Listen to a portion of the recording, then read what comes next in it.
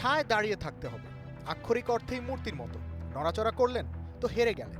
এই চ্যালেঞ্জ এখন ঝড় তুলেছে ইন্টারনেটে। ক্রীড়াক্ষেত্রে শুরুটা করেছিলেন লেব্রন জেমস, আমেরিকান এই বাস্কেটবল মহাতারকা। ফার্স্ট লেডি মিশেল ওবামার সাথে দলবল নিয়ে দাঁড়িয়েছিলেন স্ট্যাচুর মতো।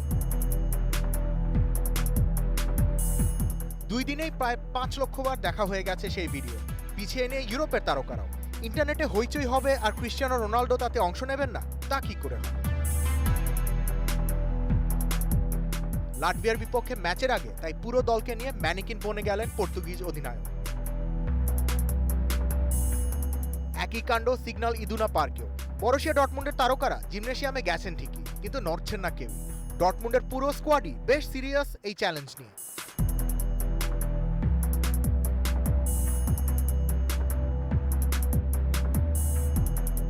বাস্কেটবল ফুটবলের পর টেনিসেও মানবমূর্তি বনে যাবার হিড়িক।